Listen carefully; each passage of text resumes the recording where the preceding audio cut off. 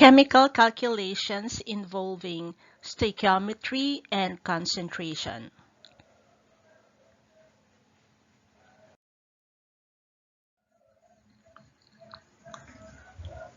Let us first bear in mind that we are dealing with systems that are aqueous, meaning the solvent is water.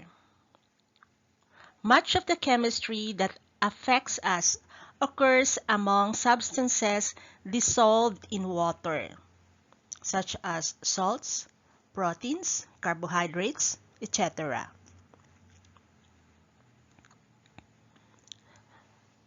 Solutions are homogeneous mixtures, meaning that the components comprising the solution are uniformly dispersed. The most common type of solution is a solid dissolved in liquid. The dissolved solid is the solute, and the liquid is the solvent. Solutes and solvents do not react. They merely coexist, as in the case of an aqueous solution like salt water. Solid sodium chloride to aqueous sodium chloride in the presence of water. The salt and water can simply be separated by physical means such as evaporation or distillation.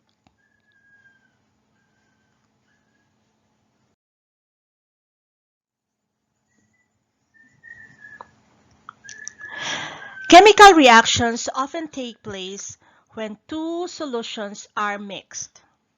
To perform stoichiometric calculations in such cases, we must know two things: the overall balance reaction, or the overall balance equation, and the amount of solute present in each solution, meaning concentration.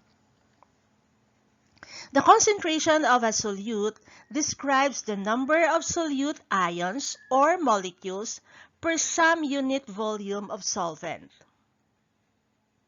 One way of expressing solution concentration is molarity, represented by capital letter M. It is defined as the moles of solute per liter of solution. Take note, solution is solute and solvent together. So this is the formula for molarity: moles of solute over volume of solution in liter unit.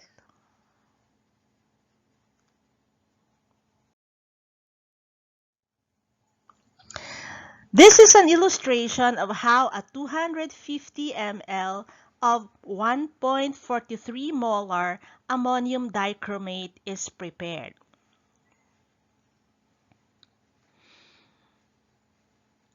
Okay, so what do we use here? What glassware? Typically, a volumetric flask is used to prepare solutions. Volumetric flasks come in a wide array of sizes and are marked to indicate a specific volume of solution. So this is the volumetric flask, and there is the mark to indicate 250 ml, since this is a 250 ml volumetric flask.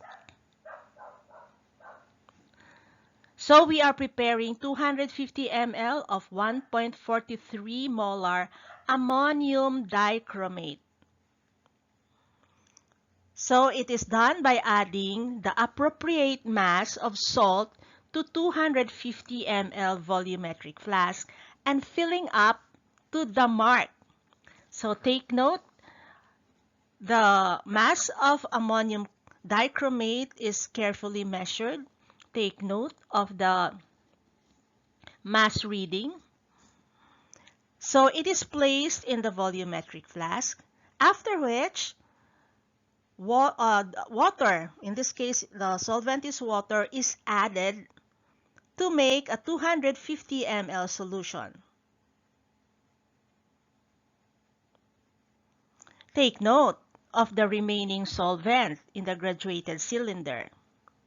It only shows that if we prepare 250 ml solution, it does not mean the solvent used is also 250 ml.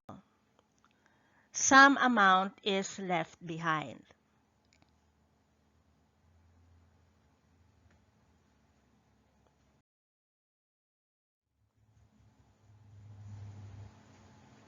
So if you are preparing the solution as indicated in the previous slide, the next thing to do is to find how much solute is needed. Again, we make use of the molarity expression. Okay. The desired molarity is 1.43 molar. You have to remember that mole can be expressed in terms of mass of solute over molecular weight. And the volume of solution in liter is 0.250 liter.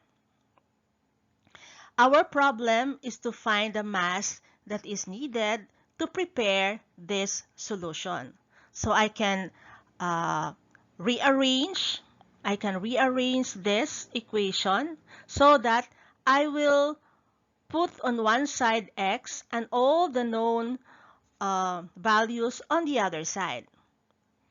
So I will bring together 1.43 and molecular weight and volume of solution. Okay, so that what is left in the other side of the equation is x. So doing the computation, I will have a value for x 90.11. Okay, so remember in the previous slide, in the reading, it is as indicated 90.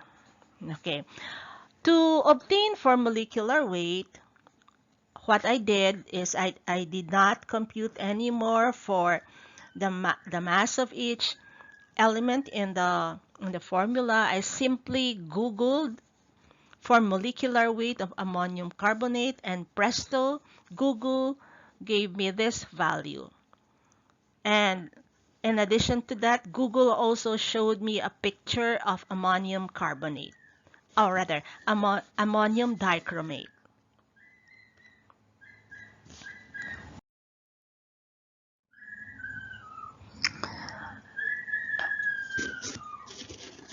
If you are given 5 grams of cobalt chloride, and this is dissolved in water to produce 100 ml solution, what is the molarity of that solution?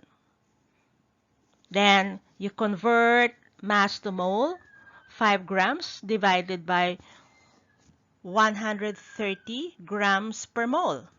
So this is the molecular weight of cobalt chloride. I will have 0.038 mole. Then the volume is 100 ml. I convert this to liter. So from the molarity expression, mole per liter, I will have 0.38 molar. Now consider the reaction below.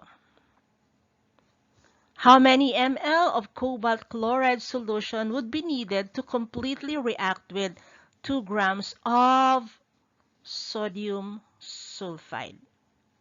So it's a reaction between cobalt chloride and sodium sulfide to form cobalt sulfide and sodium chloride. Okay, so this is now stoichiometry part in addition to concentration problem.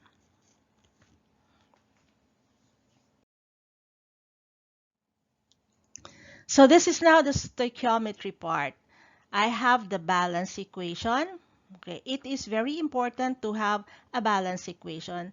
And I have here the mass relationship. These are the molecular weights.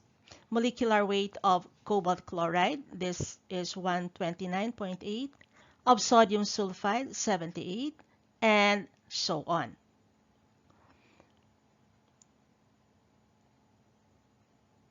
Okay, so the given is the molar concentration of the solution cobalt chloride. Okay, and the other given is 2 grams of sodium sulfide. Okay, so this is how I establish um, relationship, a stoichiometric relationship. Um, okay, so this is relationship between cobalt chloride and sodium sulfide. If it is mass relationship, so I will make use of 129 and 78. 129.8 for cobalt chloride is to 78 of sodium sulfide. If I am given 2 grams of sodium sulfide, what will be my grams or my mass of cobalt chloride to react with this? So this is how I do my stoichiometric relationship. Molecular weight is to molecular weight. Mass of sample is to mass of sample. Now, so this is mass or gram relationship. I can have also stoichiometric relationship in terms of mole.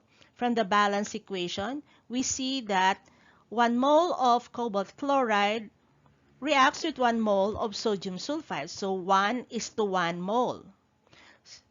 So if I am given 0.0256 mole of sodium sulfide, what will be my corresponding mole of cobalt chloride needed to react with it? Obviously, in this case, if this is 1 and 1, it will also be 0.0256. Okay, bakit 0.0256? Yung 2 grams of sodium sulfide, you simply divide this by the molecular weight. 2 over 78 will give me 0.0256.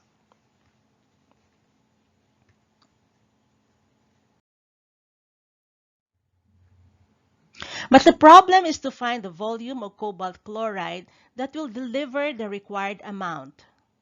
How many ml of cobalt chloride solution would be needed to completely react with 2 grams of sodium sulfide? Okay, so this is again the molarity expression. I can manipulate that so that I will have volume on the other side because that is what we are looking for. I will have volume on the other side, and on the other side, I will have mole over molarity. Okay, so I manipulated this. Volume I place on the other side, and molarity to the opposite side. So pinagpalit ko sila. So that my volume will be molarity, a mole, okay, mole over molar concentration. Okay, so if I divide mole by molar concentration, mole per liter, the mole units will cancel out. Yung liter pupunta sa numerator, and I will have 0.0674 liter. And if I convert that to milliliter, that is 67.4 milliliters.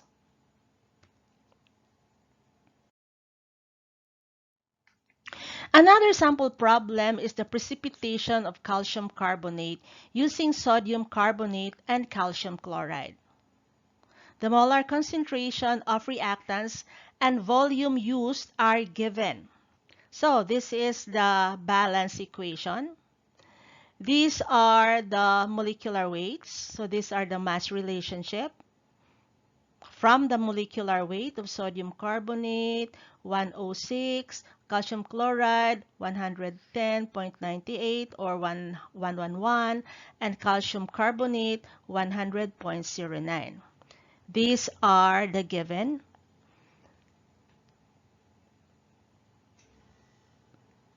Okay. The first question is to determine which is the limiting reagent. Again, let's try to play around with the molarity expression. Okay, molarity is mole per liter of solution if I bring together M and V on one side, I will end up with mole on the other side. Okay, you have to remember that if I use ml, milliliter, molarity times milliliter, I will have millimole on the other side.